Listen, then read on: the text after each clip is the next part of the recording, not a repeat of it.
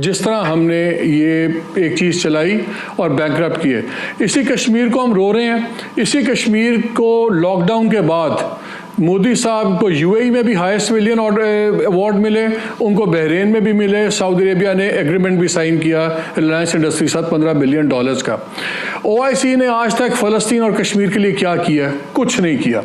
बात हमारी मजबूरी ये है, हमारा कोई 9-10 बिलियन डॉलर उन लोगों से आता है ज़र मुबादला जो सऊदी अरेबिया में और यूएई में काम कर रहे हैं।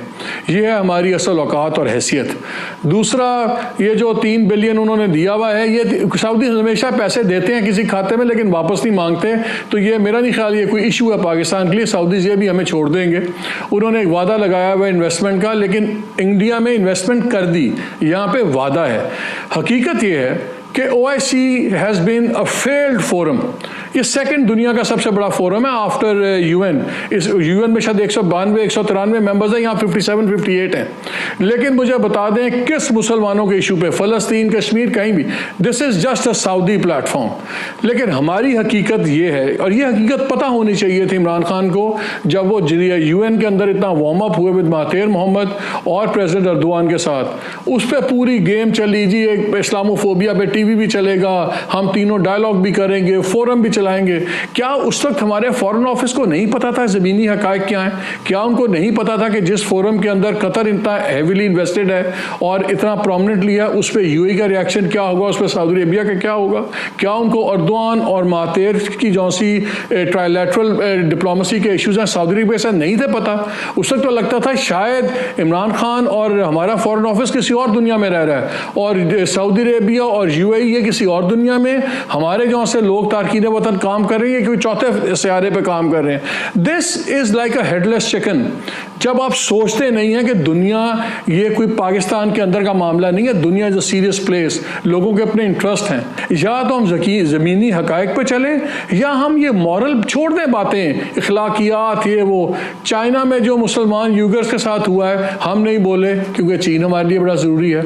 कश्मीर पे अब हम चुप करके कॉन्फ्रेंस छोड़ के आगे जहाँ कश्मीर की बात हो रही थी क्योंकि सडनली हमारे लिए हमारे तारकीन वतन बहुत ज़रूरी हैं। पहले हमें एज अ मुल्क फैसला कर लें कि हमारी फाइनेंशियल औकात क्या है, हमारी इखलाकी औकात क्या है, उसके बाद हम एक पॉलिसी बना लें ताकि शर्मिंदगी ना हो। ठीक है, लेकिन शामी साहब यहाँ पे मैं एक जरा मैं ले लूँ, अंग्रेजी में कहते हैं they are punching above their weight. Okay, they are punching above the weight, but fact of the matter is के शामी साहब ये भी तो हकीकत है ना कि ज़मीनी हकायक जो होते हैं उनसे हम आंखें नहीं चुरा सकते। यानी ठीक है, किताब में बड़ी अच्छी अच्छी बातें भी लिखी होती हैं लेकिन ज़िंदगी में बहुत उतार चढ़ाव भी होते हैं। तो क्या आपको लगता है कि इस वक्त पाकिस्तान जो है वो अपनी सर्वाइवल की जंग लड़ रहा है और उसकी वजह से हमें कॉम्प्रोमाइज़ करना पड़ रहा है, या ये हमने सोच समझ के फैसला किया? देखिए, बात यह है कि इस हद तक तो मुझे इत्तेफाक है मालिक साहब से कि भाई जो कोलालमपुर कॉन्फ्रेंस है उसके मामला से हमें ज़रा सोच समझ के इक़दाम करना चाहिए था और हमने शायद सारे हक़ाइक़ को पेश नज़र नहीं रखा। हमारे फॉरेन ऑफिस ने ये एडवाइस किया था फॉरेन हमारे प्राइम मिनिस्टर हाउस को कि इस मामले में सऊदी अरब को एतमाद में लिए बगैर इक़दाम ना किया जाए, लेकिन वहाँ इस तरफ तवज्जो नहीं दी गई।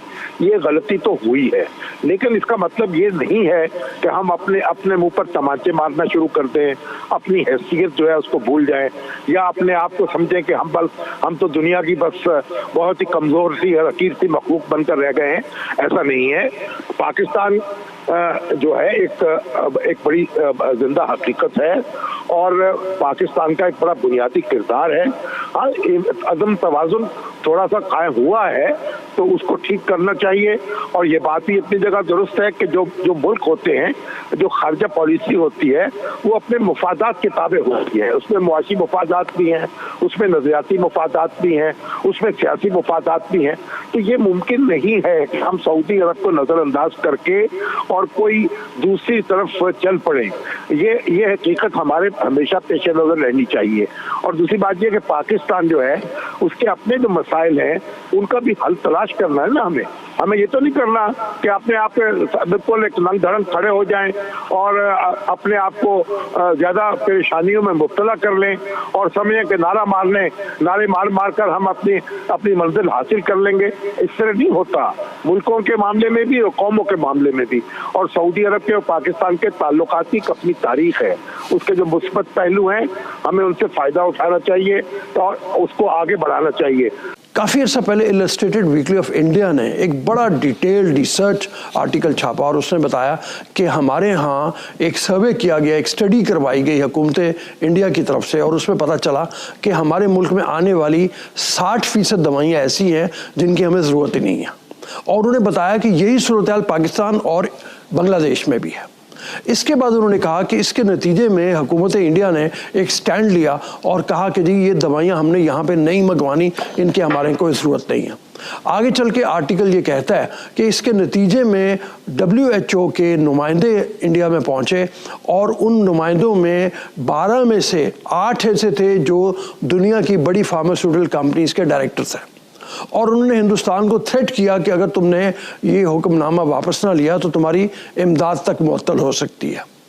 हिंदुस्तान डट गया। उसने बहुत निगोशिएशंस के बाद तकरीबन 35 से 40% दवाइयाँ ऐसी हैं जिनको रोक दिया। अपने मुल्क में बहुत सी बनने लगी। और आप ये देखिए कि जो दवाई हमारे यहाँ इस वक्त 180 रुपए की मिलती है वो हिंदुस्तान में 20 रुपए की मिलती है। एक तो बात ये हो गई। इसके ऊपर स्टैंड लिया बांग्लादेश ने भी। हम नहीं ले सके। हमारे यहाँ बहुत सी दवाइयाँ ऐसी हैं जिनकी हमें ज़रूरत ही नहीं है। नंबर 1। नंबर 2 ये होता है कि इसमें नीचे से ऊपर तक डॉक्टर्स का माफिया, मेडिसिन कंपनियों का माफिया, आपके जो होलसेल डीलर्स हैं उनका माफिया, यहाँ तक के सरकारी महकमों में बैठे हुए लोग जो इनकी अप्रूवल्स देते हैं उसका भी माफिया मौजूद है। कीमतें कम नहीं हो सकती। होता क्या है, मैं खुद चूँकि अब इस उम्र में हूँ जहाँ मुझे दवाइयों की ज़रूरत पेश आती है, घर में भी लेनी होती है। एक दवाई जिसकी ज़रूरत है वो अचानक मार्केट से गायब हो जाती है। अब आप जब उसकी तलाश करते हैं वो कहते हैं जी ये तो नहीं है, आप इसके बदले बाहर की कंपनी की ये दवाई ले लें। 150 वाली दवाई आपको 1200 में लेनी पड़ती है। चंद दिनों बाद वो दवाई दोबारा वापस आती है और 150 की कीमत 450 हो चुकी होती है, 500 हो चुकी होती है। इसमें मैं ख़ास तौर पर नींद की दवाइयों का आपको जिक्र करूं, अभी ये माफिया चला है और आपको अंदाज़ा होगा जिस तरह की दवाइयों का आपने जिक्र किया है उन दवाइयों में 2-300% का इजाफा हुआ है। मालिक साहब, ये अब एक तो ड्रग माफिया है, तो फिर शुगर माफिया है, तो फिर सीमेंट माफिया है, फिर अपना बेगिंग माफिया, पता नहीं माफियाज हैं। अब क्या होगा, ये गरीब आदमी दवाई कैसे लेगा? कुछ नहीं होगा। आपने जुमला कह दिया गरीब आदमी की कोई यहाँ बेचारे की हैसियत नहीं है।